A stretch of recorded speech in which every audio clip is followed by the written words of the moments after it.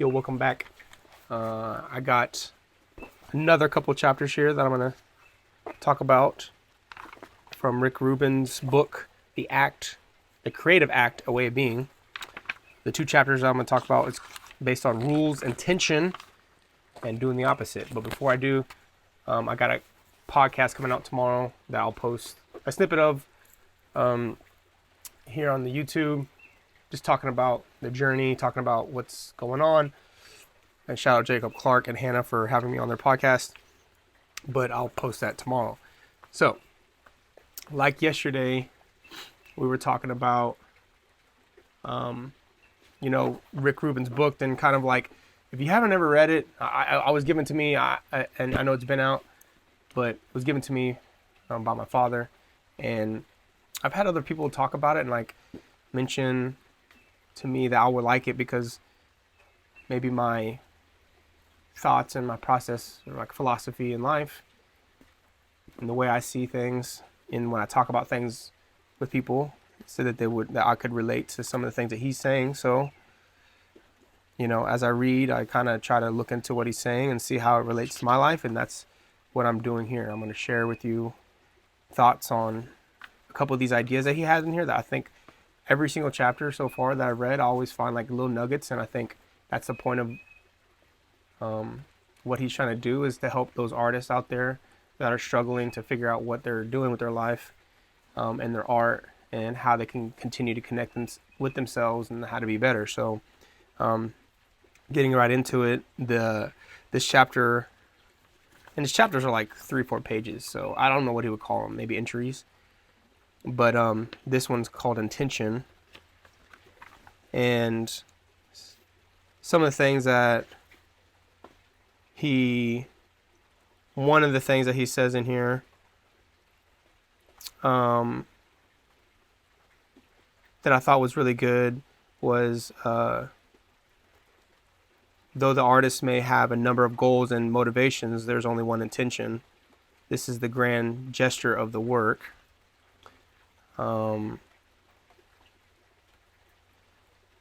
If the work doesn't represent who you are and what you're living, how can it hold energetic charge? Which was probably one of the main lines that I took from these like 4 pages. The idea of if it doesn't represent who we are, then how can there be electric charge? So knowing that there should be an intention when we create, and the way I relate to it is kind of like more commonly what I feel nowadays, which is the searching of the deeper meaning of what my talent and my gifts are given to me, and how I can help, and what do I really want to say with those talents. Like for many years, and I think in the beginning stages, for me at least, in the beginning stages of my work, it was more about just learning how to shoot and learning how to light and learning how to create music videos that look cool and come up with cool ideas, and never really having any thought behind like, why am I creating these things? I'm doing it because, hey, I love creating. I love making things. I just like to make videos. I have no other intention other than to just keep improving every single time and get better, and to use cooler cameras and use this camera and use these lenses and then work with this artist. And I'd always have different intentions each time that I would go into a project, and almost all the time my intention was just wanting to be better in general as a creator. And so never really had deeper thoughts into what I was creating, of like, how is this helping the world, or how am I using my talents to the best abilities? Am I using my talents for the most good? And I think that's okay. I mean, I think my intention was to just get as best as I can be in the field that I was in. And now, just like anything else, through time, you, as an artist, and for me right now, I want to change the intention of my gifts. I want to change what I'm using my gifts for.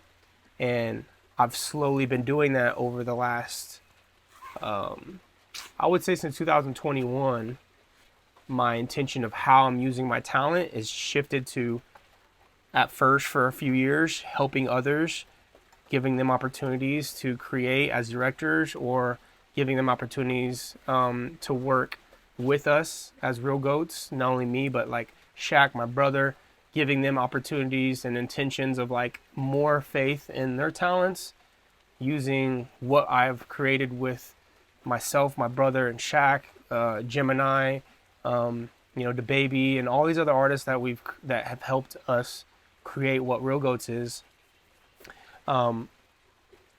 Using that brand and that ability to create, to give it to another person. And that was the energy charge. That was like what I was doing. And I knew that I was like just taking a risk, quote unquote, on allowing other people to come into what I've built and to help continue to evolve it. So if you follow us, then people like Nick Mays, Brian, Mikey B, are some of the directors and people that we worked with. Nick Freeman. We worked with a lot of I haven't worked with a lot of DPs, but maybe like 4. Sam Brave, Marcelo, Mike Simpson,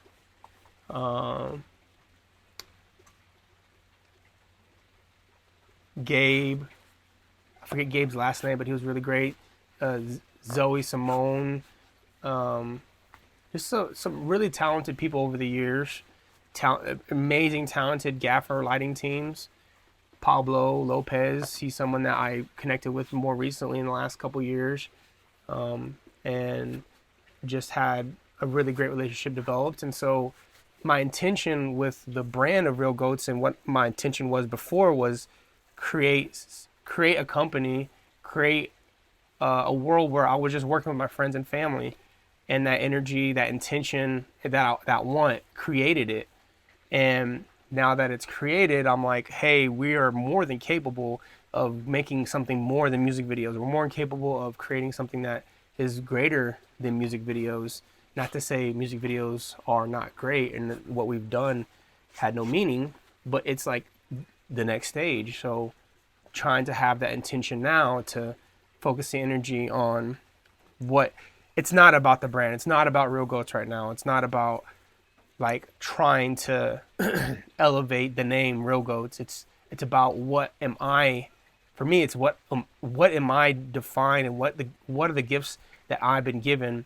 What do I need to truly use them for? Which is the next stage, whether it's, and right now it's going to be a documentary film, and it's been a commercial that I just did, and it's good. It's been short films that I've been DPing, and it's getting me to elevate myself and what I'm doing to help then others.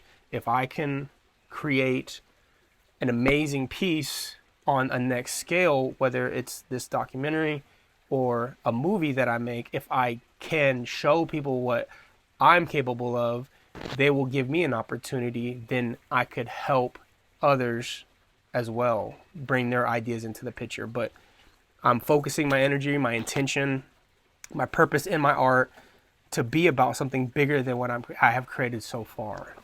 And that's how I relate to that. That's how I relate to that idea of intention and what he says. It's like, if the work doesn't represent who you are, then what are you living? Hey, baby. Hey, sweetie. See Miss Ellie's out there walking around, and Gabby's over here watching her. It's a little rainy. But yeah, I mean, like when I would, and I'll just, before I move on, I had a weird energy of when I was creating things lately. The energy is always like, I'm going to be passionate about what I do. I'm going to do a great job with what I've been given, the opportunity that I've been given. I'm going to do a great job in that moment. But then in the preparation for it, or the post side of it mainly, I have this feeling of like, I'm doing what I know. I'm doing what is familiar versus pushing myself to do something unfamiliar. And I think that comes in waves throughout your whole life. You should know and you should feel that you are called to do something bigger. And you got to get yourself to just keep chipping away at approaching what that is.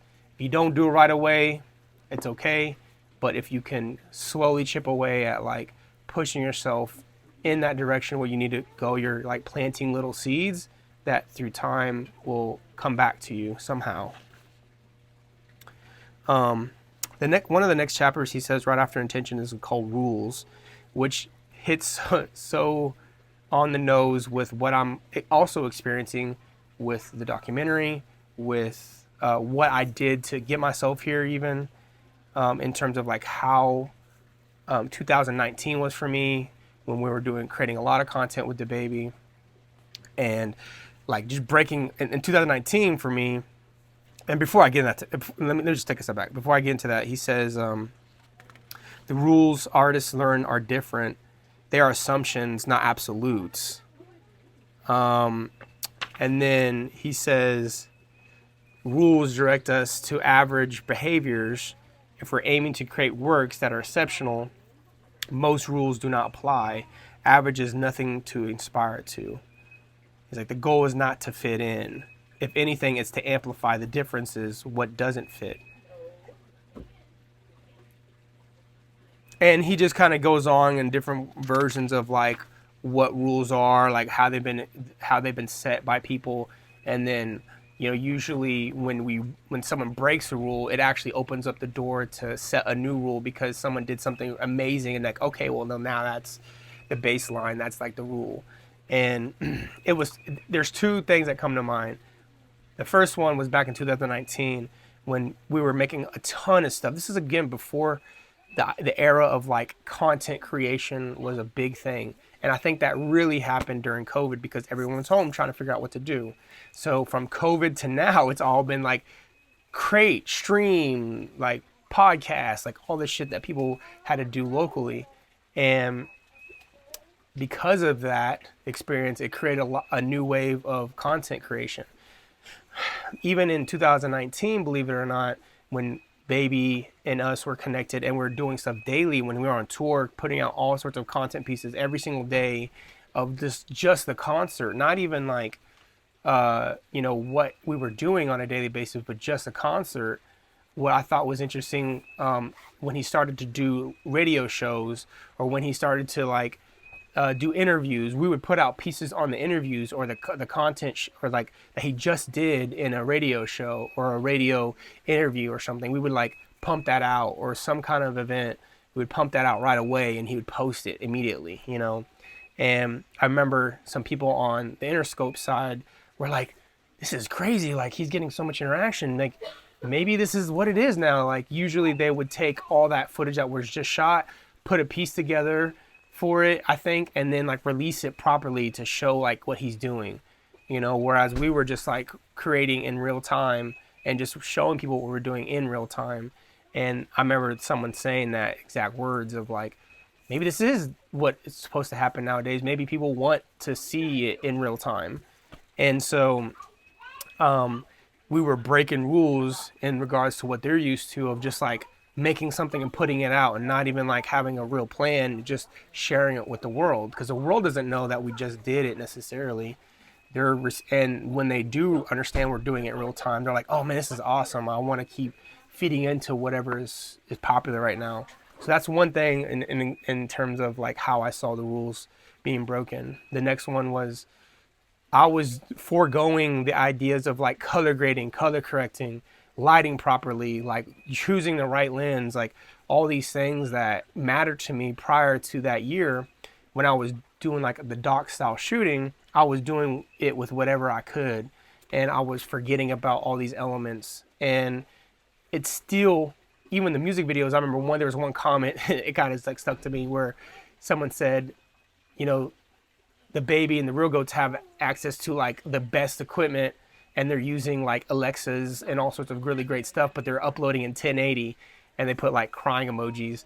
And I do remember like us shooting in 4K all the time and then exporting in 1080. Like we wouldn't even release it in the highest quality. And so again, breaking all these rules of like what people expect. I would get like gaffers hitting me up. I remember one time when we posted a video that we did with a Genie team. Genie teams like Electric and Grip, and the gaffer was like, did you guys not color grade that video? Like, and they were all kind of not, I wouldn't say they were just curious. Maybe they weren't butthurt, but they were just like kind of curious why we didn't.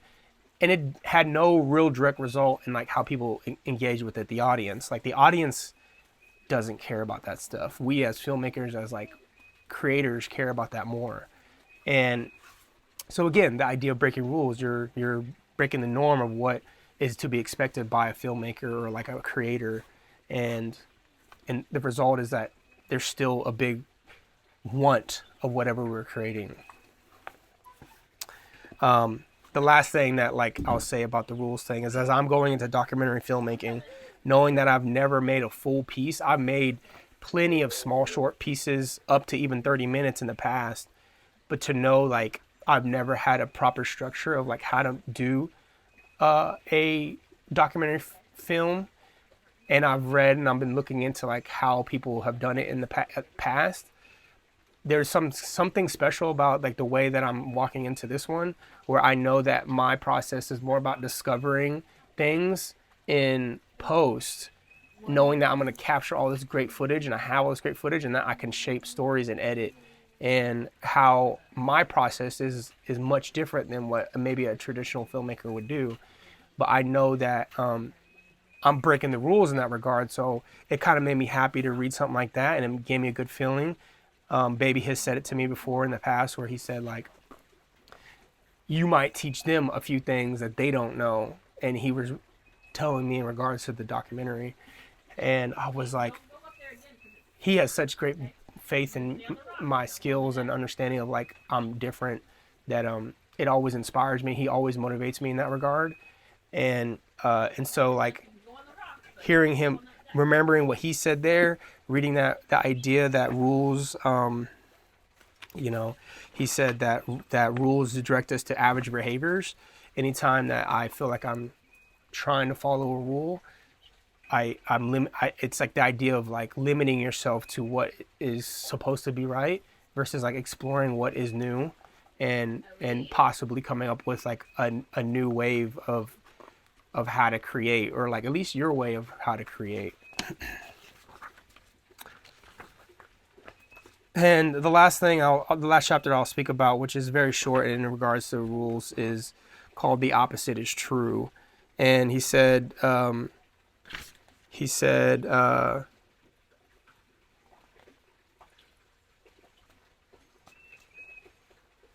examine your methods and consider what the opposite would be.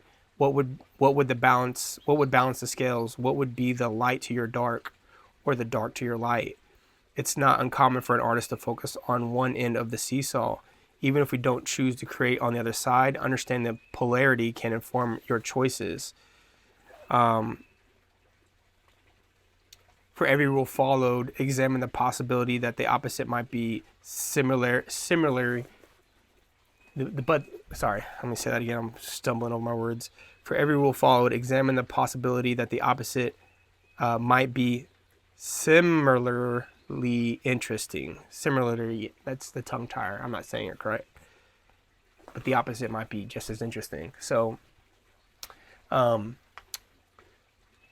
it goes back to the rules and what I just said, and I think that's kind of cool. I think that chapter is again a reminder of what he's saying in the previous one, which is about rules. Just because you do it one way, like he's suggesting maybe in that chapter, that short chapter, he's suggesting, or that short entry, he's suggesting, think about like how you've done stuff in the past, and if you get into this rhythm of like doing something the same way every time, it might be more exciting if you try to break it up and you try something new, to just see what it's like, and to maybe discover something in that process. So maybe you don't do that with paid gigs. Maybe you do that in like your own personal projects. But I always think it's like dangerous to like try new things, and when you're getting in paid projects, and maybe that's like the rule side of me, like thinking, not to take risks whenever you're getting paid for something, and to take risks on projects that are not being paid, or passion projects. Take more risks there, and there's probably two sides of that. That's true. You should still take risks in paid projects because it's going to push your work to be better. But obviously, like tread that and and understand when you're taking too big of a risk and you shouldn't do that, just because you know that the result or the unknowing might be too risky for that particular project. And again, I think that's just like a basis on like opinion of how big that risk is for you. I will say that one thing I finally realized over the years of like when it comes down to scheduling your days of a production, and even maybe like you could relate to this if you're not in filmmaking, but you know, it's almost like good to push yourself to try to achieve something way greater than you can achieve. It's better to reach for something that's a lot higher than you can achieve and then come under it versus trying to achieve something that you know you can, because then you're still going to come under it more than likely. You're still going to like fall short. And naturally, I think you fall short of all the goals that you have, not because you're not capable of achieving, but there's so many obstacles, so many unforeseen things that you can't plan for. Like it happens every time. Regardless of what it is, there's so many things you can't plan for. So how you achieve something is possibly every time going to be underneath what your expectations are. So managing expectations, but still like reaching for the stars, still reaching for something great. Because more than likely, if you reach for the stars, you'll land on like Mars, or like you'll land on like, maybe the moon or something, But at least you're trying to achieve something great. So, anyways, those are the three things today. Again, intention. Make sure you have intention with the things that you're doing. Remind yourself to have intention. Remind yourself, is this who you are and what you're doing and how you're creating? If not, try to find that answer. And then rules. Don't always think you need to follow the rules. Play with the idea of bending them. Good reminders from Rick. Go check out his book if you haven't seen it. The Creative Act, Rick Rubin. So until next time, we'll see you tomorrow.